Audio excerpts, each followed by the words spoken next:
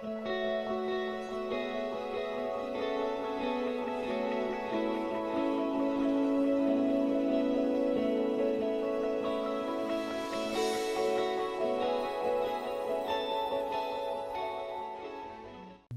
e paz, igreja, boa noite. A paz do Senhor.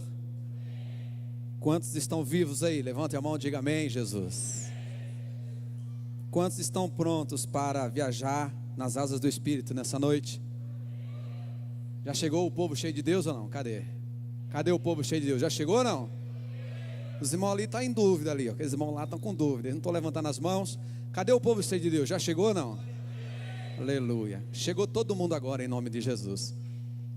É satisfação muito grande poder estar mais uma vez aqui com vocês, adorando ao Senhor e podendo dirigir uma palavra a este povo que conhece esse Deus e que chama esse Deus pelo nome. Quero agradecer ao bispo, à pastora, ao carinho de vocês. Sempre por onde eu tenho passado, vira e mexe, estou fazendo menção dessa igreja, da festa dos tabernáculos. Eu estive recentemente pregando numa comunidade evangélica lá em Patos de Minas, e eu estava falando sobre o evento de vocês, e eles ficaram bastante entusiasmados em querer conhecer, porque lá tem assim um povo que está buscando, né? E eu falei, nossa, vocês precisam conhecer a Oriflama, precisam conhecer a igreja Batista de Auriflama, a primeira igreja batista de Auriflama, e conhecer a festa dos tabernáculos. O pastor Joaquim ficou maravilhado com o que eu falei. E eu quero agradecer a Deus também de poder estar aqui com vocês, novo, depois de um ano, e quase um ano e meio, né, bispo? Mais ou menos, por aí, né? Um ano e pouquinho. E dizer a vocês que estava com saudade, né? E agora nós vamos matar um pouquinho dessa saudade. Me acompanha hoje o meu irmão Tiago, é irmão em Cristo, mas eu considero como um irmão, porque tem irmão tem amigo que é mais chegado que irmão, né? Esse aqui é um dos tais. Agradeço a Deus pela vida do Tiago. Quero pedir já, sem demora, que você abra a sua Bíblia no livro de Êxodo, capítulo de número 12. O versículo é o versículo 37. Nós vamos ler 3 trechos de Êxodo. Êxodo significa saída. Para aqueles que talvez não saibam, eu sei que a maior parte aqui sabe, mas significa saída. Êxodo 37 em diante diz assim, está escrito: assim partiram os filhos de Israel de Ramsés para Sucote, cerca de 600.000 a pé, somente de homens, sem contar mulheres e crianças. Subiu também com eles um misto de gente, ovelhas, gado, muitíssimos animais. E cozeram bolos asmos de massa que levaram do Egito, pois não se tinha levedado, porque foram lançados fora do Egito, e não puderam deter-se, e não haviam preparado para si provisões. Ora, o tempo que os filhos de Israel habitaram no Egito foi de 430 anos. Agora dê um pulinho lá no capítulo 44, no verso 10.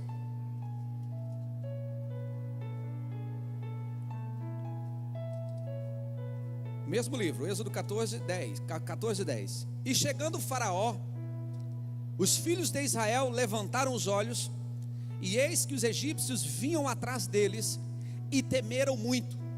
Então os filhos de Israel, por não haver, clamaram ao Senhor, disseram a Moisés: será por não haver sepulcros no Egito, que nos tiraste de lá, para que morramos neste deserto? Por que nos trataste assim, fazendo-nos sair do Egito? Não é isto que te dissemos no Egito: deixa-nos para que sirvamos os egípcios? Pois melhor nos fora servir aos egípcios que morrermos no deserto. Agora você dá mais um pulinho, agora no capítulo 30, deixa eu ver aqui, e 2.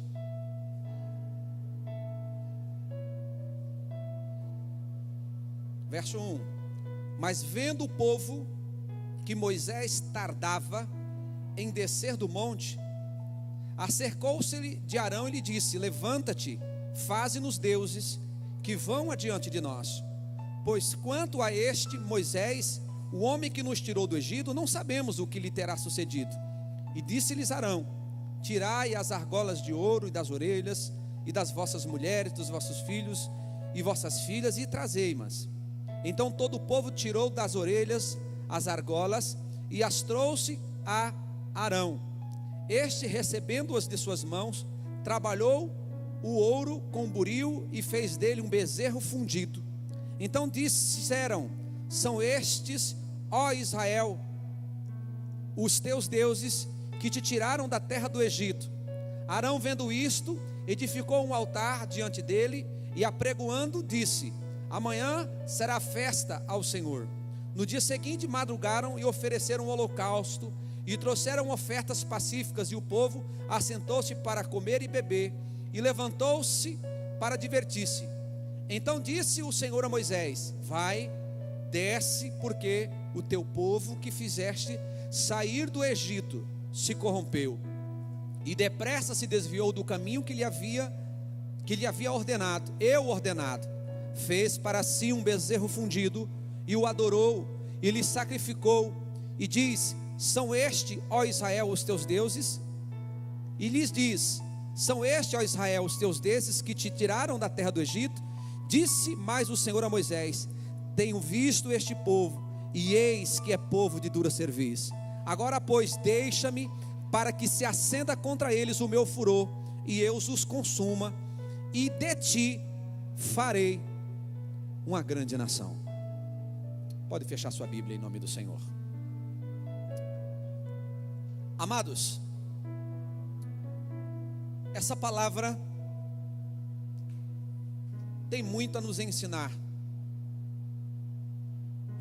tem muito a nos revelar, porque se nós pegarmos esta igreja de Êxodo, e se nós pegarmos a igreja pós-moderna, e quando eu falo a igreja, estou falando numa contextualização generalizada, e se nós fizermos uma comparação com a igreja de Êxodo que saiu do Egito, com a igreja atual, nós vamos ver que há muitas peculiaridades nelas que são inerentes, há muitas coisas parecidas.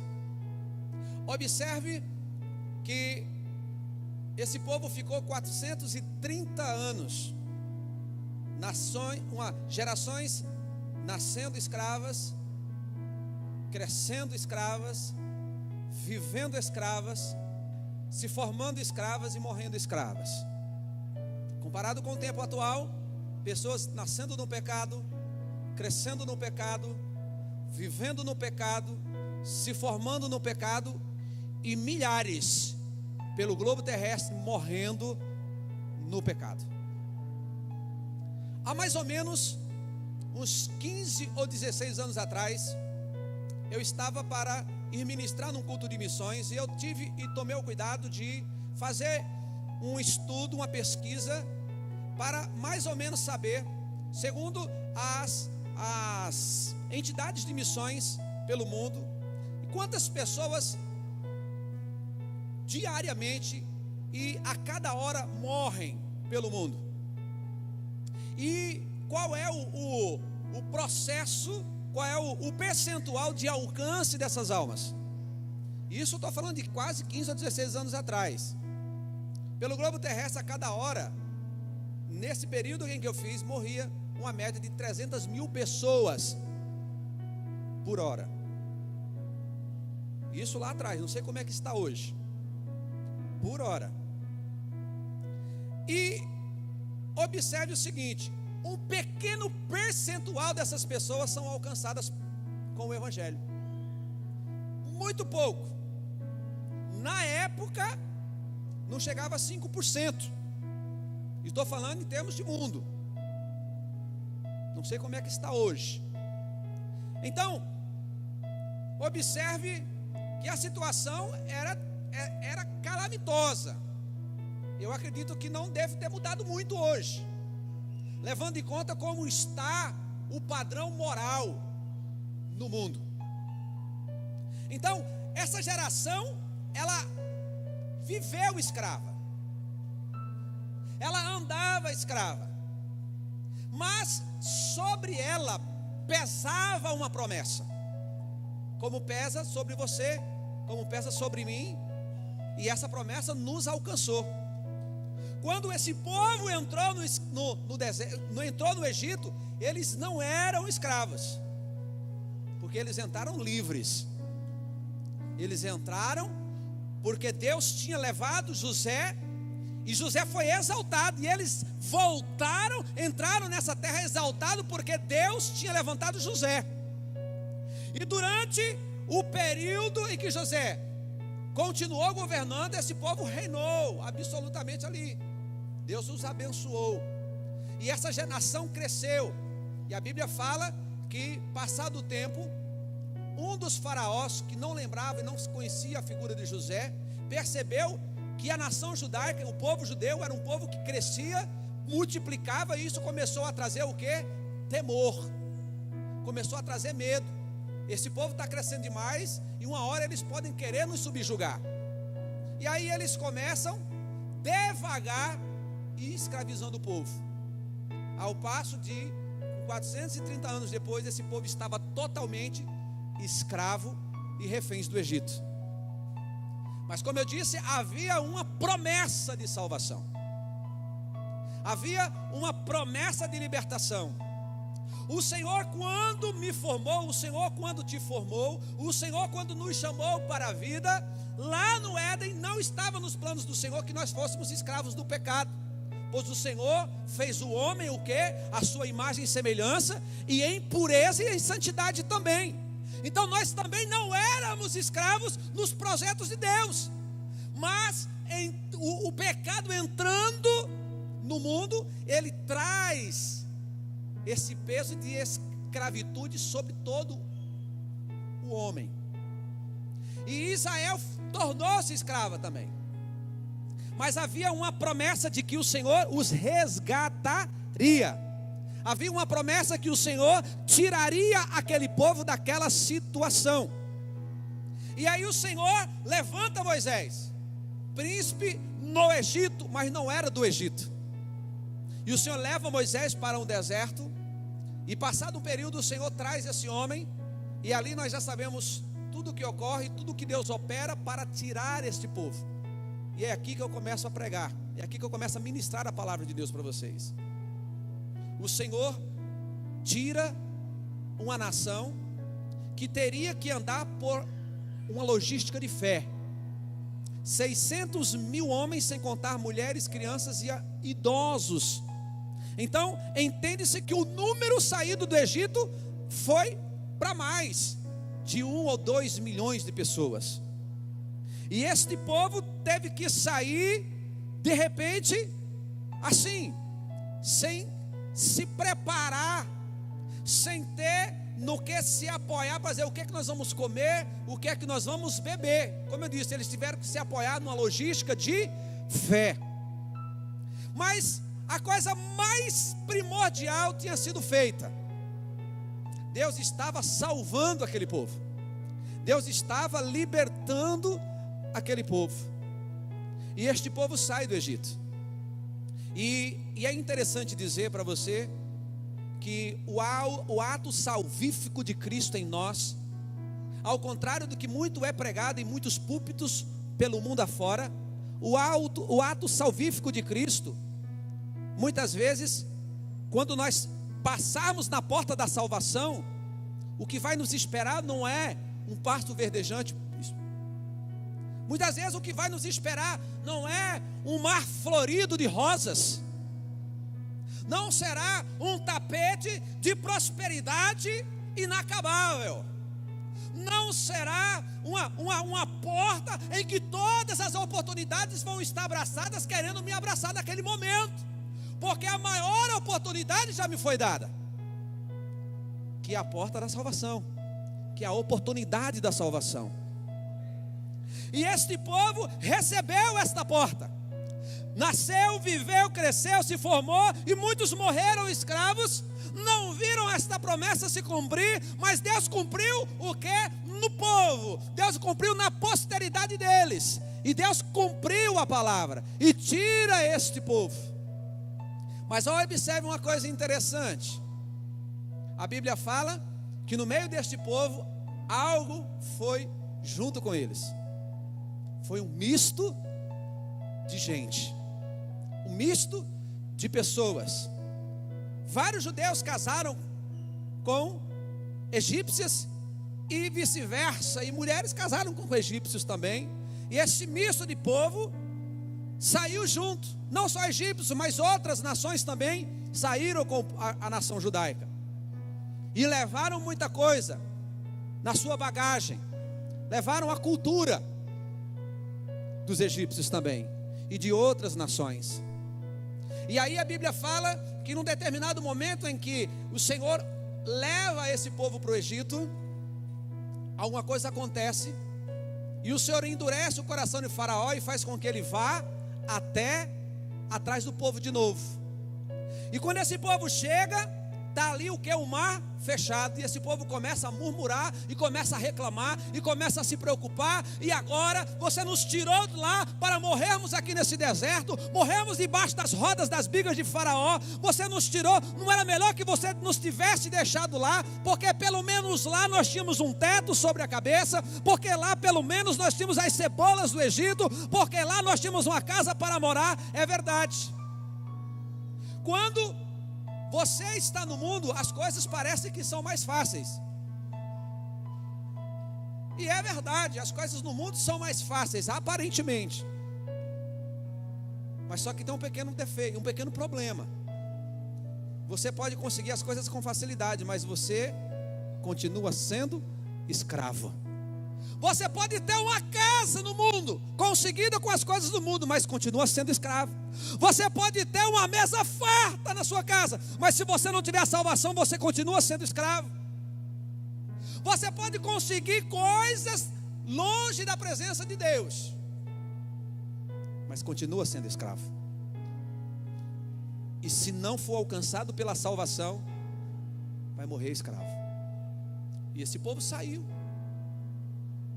Começa a murmurar e começa a reclamar, e começa a dizer: não era melhor ter nos deixado lá para morrermos escravos?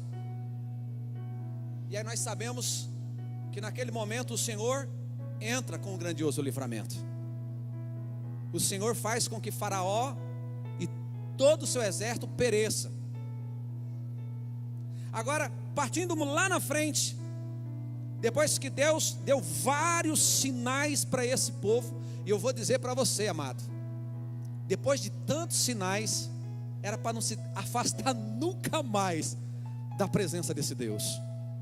Mas pasmem, eles conseguiram. Eles conseguiram no momento em que Moisés sobe ao monte para ter um particular com Deus, para receber orientações do Senhor. Este povo fica ali no pé do monte esperando, porque era proibido subir ao monte, porque senão ali morria no monte mesmo. Deus não deixava chegar. Moisés fica com o Senhor, e o povo começa de novo ao que? A murmurar. Olha, esse Moisés, esse homem Moisés, que nos tirou do Egito, a esse nós não sabemos o que se deu com ele, talvez nem esteja mais vivo. E nós precisamos de um guia, nós precisamos de alguém que nos oriente, que nos dê uma direção espiritual. E aí eles chegam até Arão e eles pressionam Arão. E o que é que eles fazem? Fazem um Deus para ele. Fazem um bezerro de ouro.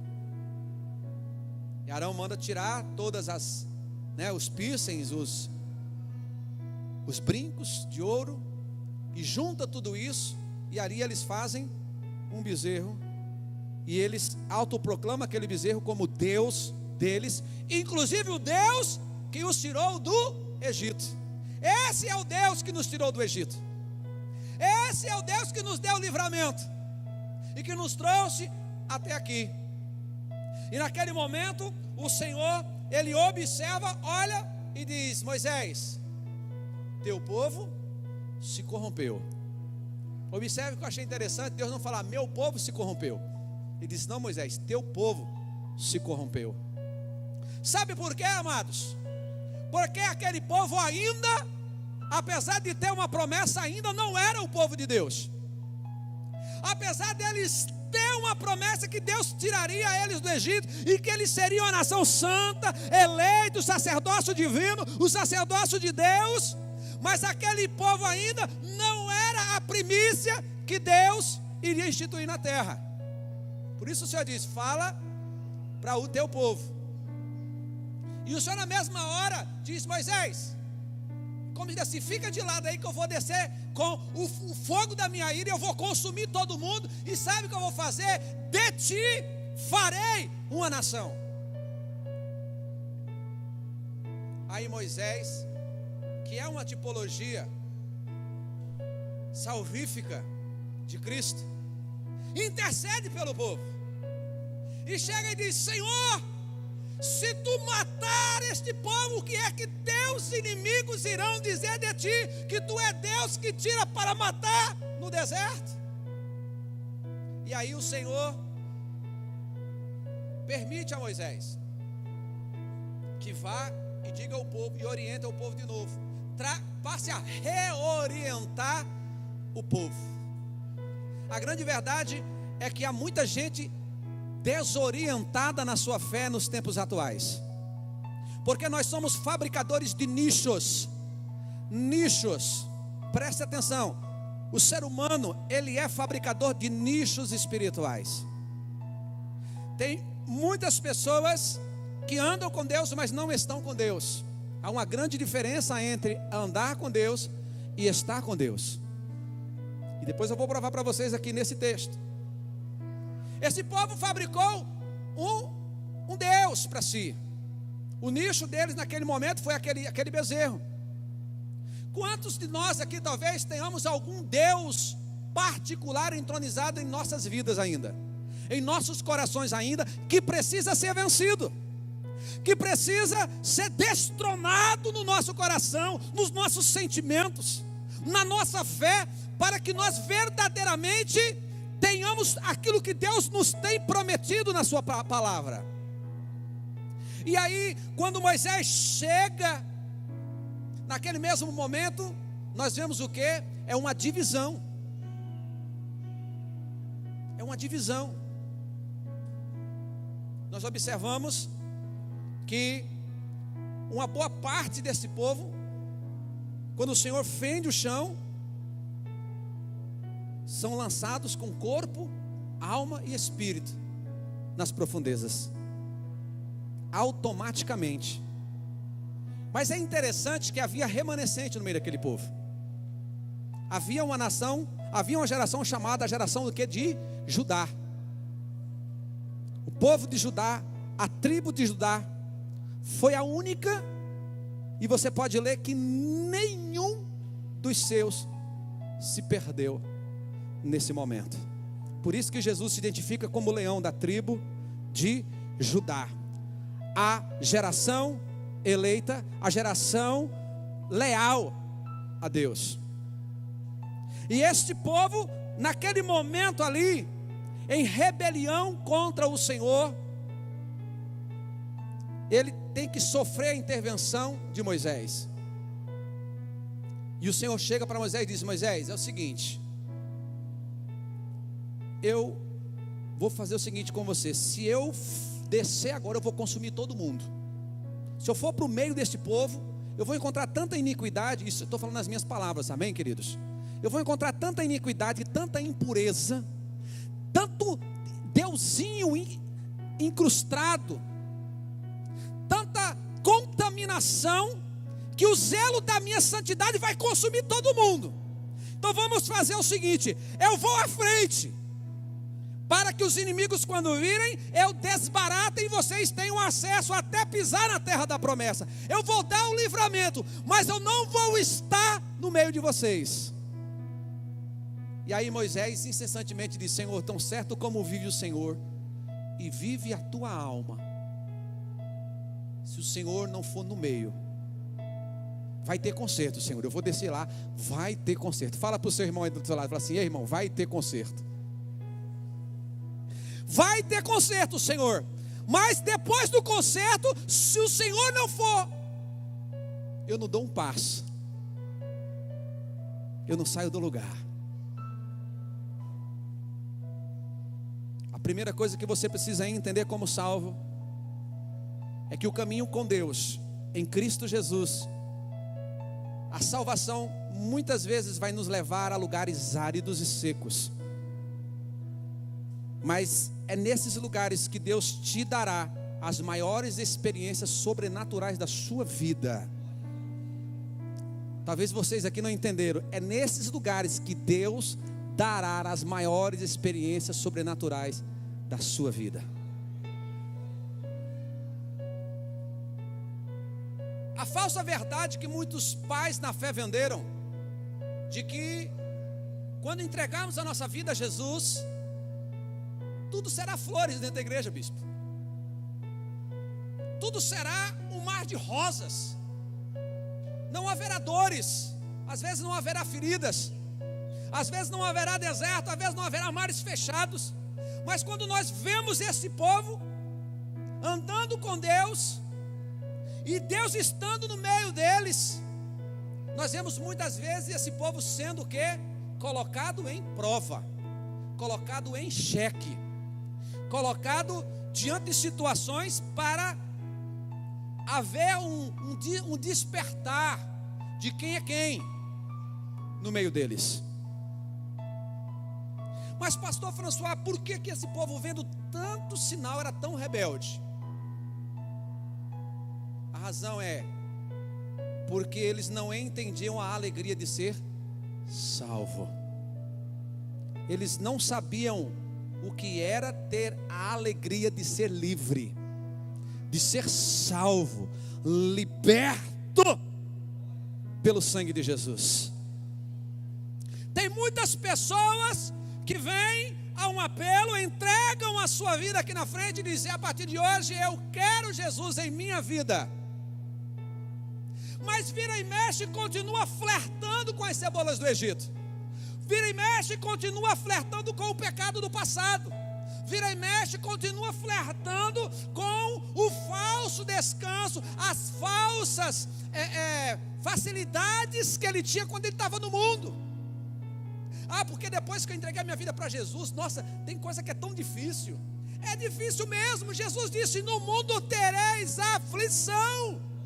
Mas todavia ele disse: tende bom ânimo, porque eu venci o mundo. E se eu venci o mundo e não no mundo, você vencerá comigo. Eu te farei mais do que vencedor em todas as coisas. Mas esse povo saiu do Egito. O Senhor abriu a porta da salvação para eles, da liberdade para eles, e não da libertinagem. Mas eles não entenderam a importância de ser livre. Eles não sabiam o valor que era poder seguir o caminho que quisesse. Muitas pessoas estão dentro da igreja, se dizem salvas, mas continua tendo uma mente escravizada pelo mundo. Ainda continua olhando para trás e lembrando das coisas que ficaram e disseram: poxa, quando eu estava assim era tão mais fácil, agora parece que é. Só parece, amado. É porque a palavra salvo, quando o Senhor chama você, que está condicionado à palavra igreja, a eclésia, é chamado para fora. Deus te traz para um ângulo de visão mais extenso. Você começa a ver as coisas pela forma de Deus, e não pela minha natural, mas pela forma de Deus. Você começa a ver o que ninguém vê. Você começa a enxergar o que muitos não enxergam. E esse povo saiu liberto. mas aqui ainda não era livre. Eu quero perguntar para você nessa noite, se você fizer uma reflexão íntima, será que você verdadeiramente, 100%, se sente livre? Tem que ser muito homem, muita mulher de Deus para responder sim ou não. O processo salvífico, ele é instantâneo. Entreguei minha vida a Jesus, logo sou salvo. Promessa de Deus. Mas o processo redentivo, às vezes se dá no processo de uma vida inteira. Tem pessoas que vão vencer alguns deusezinhos particulares quando está para dar o último fôlego de vida. Mas todavia a palavra nos condiciona a andar de fé em fé, de glória em glória, de valor em valor. Querido, a pior coisa que se existe é quando uma pessoa, ela anda, ela diz ser salva, mas as atitudes dela, o testemunho dela ainda é de alguém que está escravizado. Escravizado às vezes pelo pecado, pelos pensamentos ruins. Por exemplo, a falta de perdão é um tipo de escravidão. Eu conheço pessoas cristãs, mas que não são libertas na área do perdão ainda. As feridas na alma são tão terríveis que ela não deixa que Jesus entrar para curar, para salvar. Ah, pastor, então sendo assim, a pessoa então não entregou a vida para Jesus verdadeiramente. Israel não saiu pela porta da salvação, não passou pela porta da salvação, mas ainda tinha uma mente condicionada à escravatura do passado. Mas a palavra do Senhor diz: se alguém está em Cristo, nova criatura é, e eis que tudo se fez novo. Esse povo andou 40 anos para aprender o que era ser livre. Mas nesses 40 anos, eles experimentaram o sobrenatural de Deus. Foi deserto? Foi. Mas no deserto foi quando eles viram a glória de Deus descer sobre eles, sobre o lugar de adoração deles. Olhe para cá, por favor. Quando nós estamos em pastos verdejantes, a nossa carnalidade tem a tendência de se acomodar, de querer descanso. Acomoda-se no orar, acomoda-se no adorar. O bispo estava aqui falando: poxa, tem que ficar cutucando, tem que ficar, sabe, mexendo, movimentando para adorar.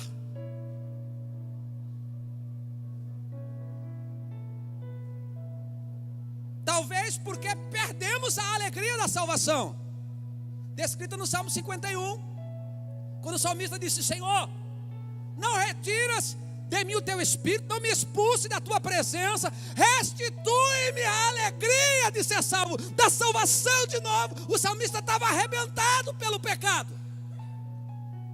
Ele era um homem segundo o coração de Deus, mas tinha um bezerro entronizado, bispo, no seu coração ainda. Ele precisava da alegria da salvação de novo. Quantos de nós talvez já não temos mais a alegria da salvação? Acostumamos.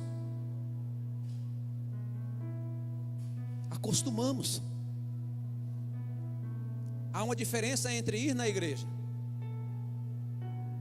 e levar um culto ao Deus da igreja.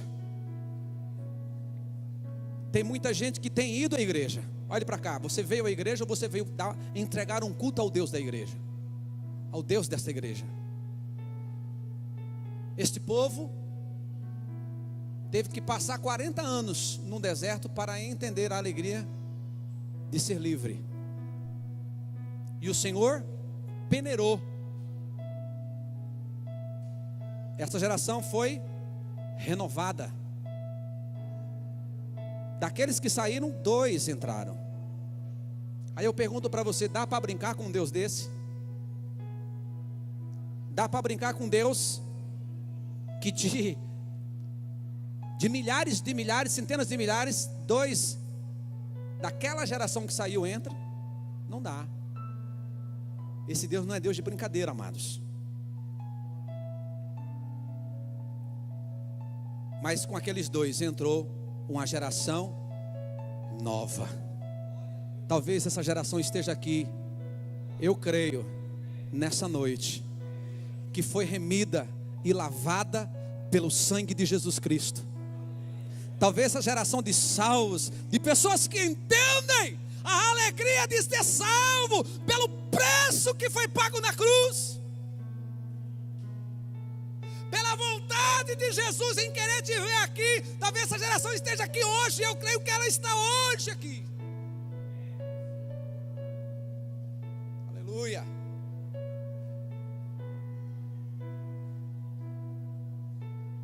Moisés, Senhor, não quero o Senhor na frente, não quero o Senhor do lado, não quero o Senhor atrás, eu quero o Senhor aqui, agora, no nosso meio.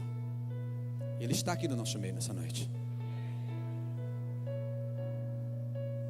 Mas eu quero que essa alegria permaneça dentro de mim. Irmãos, que nós não sejamos uma geração de emocionados. Gospel. Que nós tenhamos um culto racionalizado, um culto racional. Ter uma fé poderosa, mas não uma fé emocionada. Uma fé que olha e diz: você crê que você vai andar? Se eu creio, então você vai andar em nome de Jesus. Não porque eu estou dizendo, mas porque a palavra de Deus diz. Eu não sei como está a tua vida hoje. Eu não vim aqui para apontar ninguém. Porque quando eu aponto alguém, eu tenho mais 3 apontando para mim e um apontando para o céu, dizendo: existe um Deus que está vendo tudo. O que nós estamos nessa noite dizendo para você é que aquele que começou a boa obra, Ele é fiel para completá-la. Aquele que começou e que te deu a porta da salvação, diz para você nessa noite: eu sei onde dói. Eu sei as vezes que você chora sozinho. Eu sei as vezes que você sangra sozinho. Mas todas as vezes que sangrar, saiba que eu sangrei muito mais do que você. Todas as vezes que doer, saiba que doeu mais em mim. Primeiro doeu em mim, mais em mim, para depois doer em você. Ah, mas eu fui abandonado. Se você foi abandonado, eu quero dizer para você: mais abandonado fui eu. Porque teve um momento que até o meu próprio pai não podia estar comigo na cruz.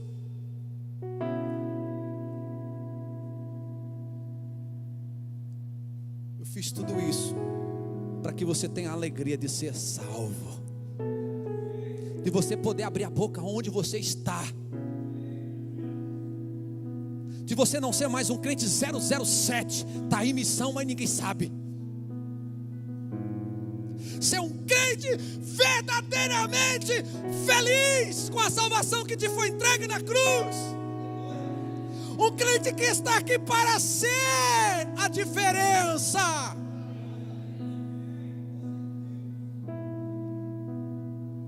Um crente que o seu testemunho impacta diretamente a sua casa. Muitas vezes nós estamos querendo ganhar a casa alheia, mas não ganhamos a nossa ainda, senhores. Pastor, mas a Bíblia diz que profeta de casa não tem honra. Quando ele profetiza falando, mas quando ele profetiza sendo, o testemunho dele causa uma revelação dentro do seu lar.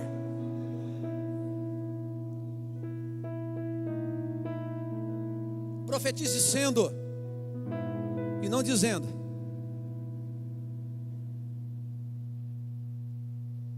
este ano que passou, Deus me colocou num deserto que eu já esperava. Há mais ou menos uns 15 anos atrás, Deus já tinha falado para mim: você vai entrar nesse deserto uma hora. E veio, bispo. Olhe para cá. Quando se tem promessa de Deus, você tem dois caminhos no deserto: ou você perece nele,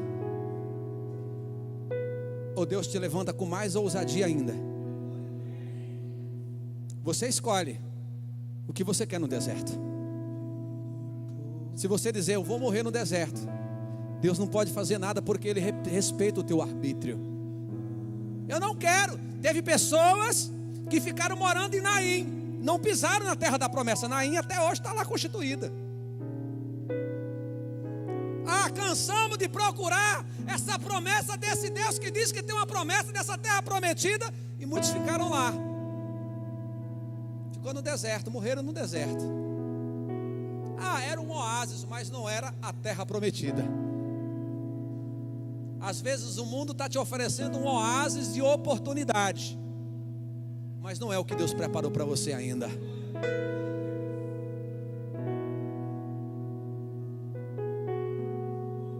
Esse povo no deserto tiveram grandiosas experiências com o Senhor.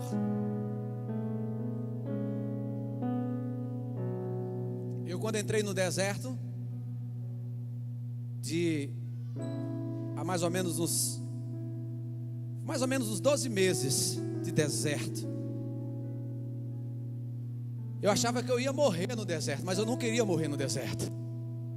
Uma coisa é você achar que vai morrer, outra coisa é você querer morrer. Eu achava, mas eu não queria morrer. Eu busquei no Senhor: Senhor, me socorre. Mas nem sempre a nuvem da glória vem na hora que você chama. E deserto é lugar de silêncio. E eu não ouvia nada. Aonde está tu, ó Senhor? E Deus não dizia nada. Porque às vezes nós esperamos Deus no vento, no trovão, no fogo. Mas quando eu achei que o deserto ia me sucumbir, no silêncio Deus veio e disse: valorize os pequenos começos de novo. Fala para o seu irmão que está do seu lado: ei, irmão, valorize os pequenos começos. E a segunda palavra que ele me deu: confie na minha dependência. Ou seja, seja totalmente dependente de mim, diz o Senhor. Maldito o homem que faz do seu braço a sua força, que confia na força do seu próprio braço. E o Senhor começou a me mover no meu deserto pessoal, e eu comecei a experimentar coisas que eu não tinha experimentado ainda. Estava até contando um testemunho para o Tiago agora vindo. Olhe para cá, por favor. Deserto não é para matar você, meu irmão. Não é para Deus humilhar você, minha irmã. Não é para Deus expor você, mas é para Deus se expor para você e dizer para você: não temas, porque eu sou contigo. Não te assombres, porque eu sou o teu Deus, que te sustento pela destra da minha justiça. Por várias vezes Deus deu livramento ao povo. Quantos livramentos você já não teve? Quando você entrou pela porta da salvação chamada Jesus, mesmo ainda com a mente escrava ainda, mesmo ele ainda tendo que trabalhar no teu e no meu caráter, quantas vezes pela misericórdia ele foi lá, ele proveu, ele salvou, ele ajudou. milagre. Mas o povo ainda não entendia a importância de ser livre.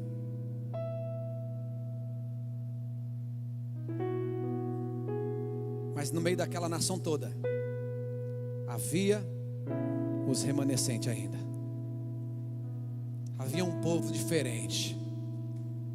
Eu profetizo que também esse povo está aqui nessa noite, em nome de Jesus. Fique de pé, por favor.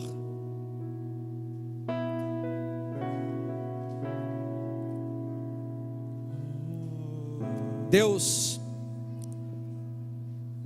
falou para mim o seguinte: agora, no mês final de outubro para começo de dezembro, eu fiquei 62 dias fazendo missões. E ainda estou fazendo missões. Você disse: você vai sair, você não vai pedir nada para ninguém. Aonde eu abrir a porta, grande ou pequena, com chão de mármore ou chão de barro, você vai entrar e você vai dizer que eu sou Deus que livra, que eu sou Deus que salvo, que eu sou Deus que liberta, que eu sou Deus que transforma, que eu sou Deus que muda as circunstâncias, que eu sou Deus que opera os sinais, prodígios e maravilhas ainda. Mas você vai dizer também ao meu povo: alegrai-vos na vossa salvação, alegrai-vos na vossa salvação, regozijai quando um perdido vem aqui e diz: eu quero esse Jesus. Faça festa não por carro, nem por casa. Faça festa por um pecador que se arrepende. Faça festa por alguém que vai morar pela eternidade junto de mim. Porque o carro fica, a casa fica, teu dinheiro fica, teus afazeres fica, teu trabalho fica, tuas propriedades fica, teu estudo fica, mas aquele que se rende a mim permanece para sempre. Eu quero, bispo, deixar aqui uma palavra profética sobre vocês nessa noite. Renovem e procurem entender a alegria da salvação nesse lugar. O que virá depois da parte do Espírito Santo será um acréscimo de glória, de milagre e de providência eterna. Uma igreja que é compromissada com a salvação das almas é uma igreja que vive experimentando o sobrenatural de Deus em todas as áreas dela. O grande exemplo disso está na igreja de Atos. O Senhor falou para mim, e eu vou basear isso no meu ministério. Tenho baseado isso no meu ministério desde que eu saí. O reino de Deus não é nem comida e nem vestimenta, mas preste atenção, mas é alimentar o faminto e saciar a sede do sedento. Não é nem comida nem vestida por esse ato de prosperidade que estão vendendo por aí, mas é saciar a fome de quem tem fome, matar a fome de quem tem fome e saciar a sede do sedento. Quando nós nos preocupamos com isso, o sobrenatural de Deus vem por acréscimo. Às vezes na festa que nós fazemos, enquanto estamos indo em direção a ela, Deus vai colocar alguém que precisa ser alcançado, e você vai alcançar essa pessoa. Eu estava vindo para cá, para Araçatuba, esperando o ônibus na rodoviária de Patos de Minas. Um rapaz se aproximou e disse: olha, com licença, eu vi o senhor ali perto do ônibus, o senhor não pode comprar aqui essas balas para me ajudar?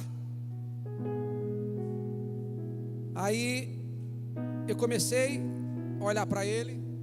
Primeira coisa, para sentir se estava alcoolizado ou não, se tinha cheiro de cigarro ou não. Foi uma coisa muito rápida assim, e eu percebi que ele falava muito bem. Aí o Espírito Santo falou para mim: entreviste ele. Eu falei: como é seu nome? Ele falou assim: meu nome é Davi. Eu falei: Davi? Isso, Davi Pedrosa. Falei, poxa, interessante seu nome. Você é daqui? Ele falou assim, não, eu sou da Bahia. E eu preciso voltar para a Bahia. Está aqui, ele tirou a passagem do bolso. Comprei essa passagem. E perdi o ônibus porque a moça me passou o horário errado. Fui lá, ela trocou a passagem para mim. Só que eu estou desde sexta-feira aqui. Eu preciso voltar para a Bahia. Vou ficar até sexta-feira que vem. Isso era na quinta, ele ia ficar mais um dia lá. Ele disse, eu estava vendendo caneta, capa de celular lá em Uberlândia. Eu fui assaltado, me levaram tudo. Meu dinheiro, meus documentos, todas as minhas roupas, todas as coisas que eu vendia. Mas o Senhor falou para mim, não é só isso, tem mais coisa. E falei, Davi, Deus está me dizendo que tem mais coisa aí. Ele disse, olha, aí já encheu os olhos de lágrima. Disse, eu estou afastado de Jesus. Eu vi que você é pastor, né? Eu falei assim, eu sou pastor. Eu falei assim, mas por quê? Por causa da Bíblia? Ele falou assim, não, porque você foi ali, eu nem vi que era a Bíblia, mas eu senti que tem algo de Deus na sua vida. O senhor é um pastor. Eu falei assim, eu sou um pastor pela misericórdia de Deus. E ele disse assim, eu estou afastado. Ele disse, o senhor tem internet? Aí eu falei, tenho. Ele falou assim, entra na internet, procura Davi Pedrosa. Depois vocês podem procurar. E quando eu entrei, o rapaz é um missionário consagrado. Não é um missionário auto-intitulado, consagrado. Já fundou 3 casas de recuperação. Cuidou de 3, fundou, cuidou, organizou, deixou na mão das pessoas, mas começou a olhar para as cebolas do Egito, pastor. Começou a vender esse negócio de capa de celular, de lanterna, essas coisas, e começou a entrar dinheiro todo dia, e ele começou com esse negócio de querer viajar perto, daqui a pouco começou a viajar longe. Quando ele olhou, ele já não estava mais fazendo a vontade de Deus. Mas eu falei para ele, Davi, não era nem para você estar aqui hoje, era para você estar debaixo de 7 palmos esta hora. E disse, é verdade, pastor, os 2 rapazes que me assaltaram estavam com uma fúria tremenda. Eles queriam me matar, mas Deus não deixou. Eu falei, Deus não deixou mesmo, porque Deus ainda tem uma obra com você na terra, homem. O que você está fazendo longe dos braços de Jesus? Se você quer agora aqui na rodoviária aceitar Jesus, entregar a tua vida a Jesus, ele disse, eu quero. Ele disse, eu vou orar agora com você. A pastora Gislene, a irmã Graça estava do meu lado, tinha me levar na rodoviária. Segurei as mãos dele e nós oramos ali. Ali ele reentregou-se para Cristo de novo.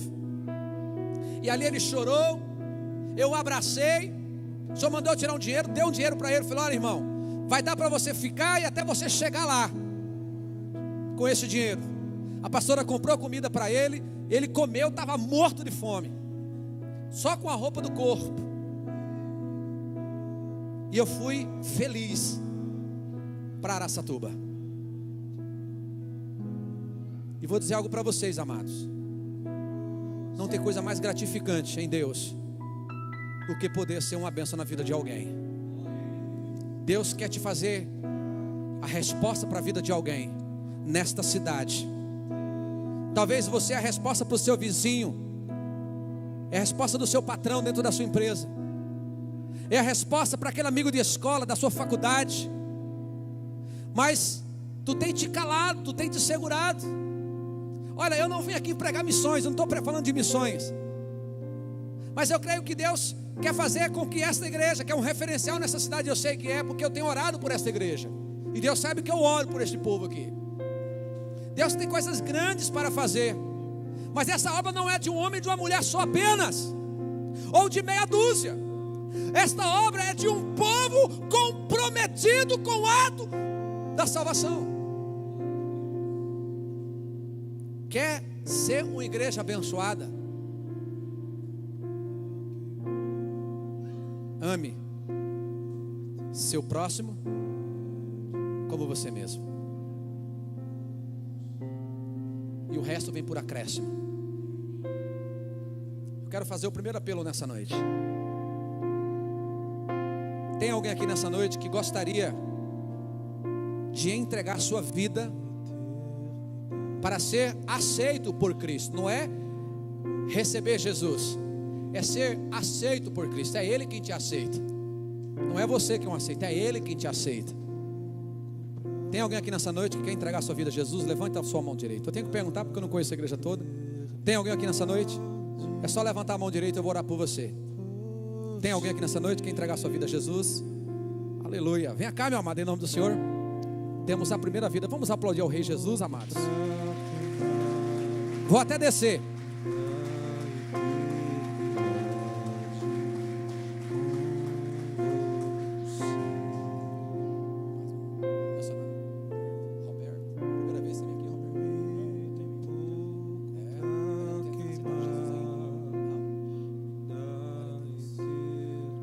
Mais alguém?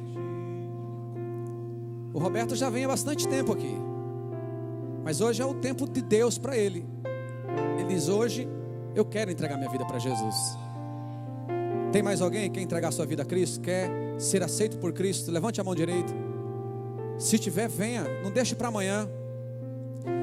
Lá em Patos de Minas, quando eu fiz esse apelo, teve uma pessoa que resistiu muito espiritualmente, dizendo: mas o Espírito Santo teve tanta misericórdia, que até o que aquela pessoa pensou naquele dia, Deus me revelou. Ela disse assim: olha, se ele é homem de Deus, ele vai falar assim, assim, assim, e eu vou lá. Na mesma hora que ela pensou, o Espírito Santo, pelo dom do conhecimento, ele veio e me trouxe, bispo. E aí ela foi, chorando. Quando o Espírito Santo quer, ele também faz isso. Você que está afastado de Jesus, olha, tem mais gente aqui nessa noite, tá? Depois que eu sair por aquela porta, eu lavo as minhas mãos do seu sangue. Mais alguém quer entregar sua vida para Jesus nessa noite? Ou você que está afastado do Senhor, afastou-se do Senhor por algum motivo. Não me compete aqui julgar você, mas hoje você quer retornar para os braços do papai. Você quer ver o amor do Pai de novo, e você quer voltar. Tem alguém nessa noite que quer voltar para os braços de Jesus? Tem alguém? Ninguém mais? Louvado seja o nome do Senhor. Então estenda as mãos.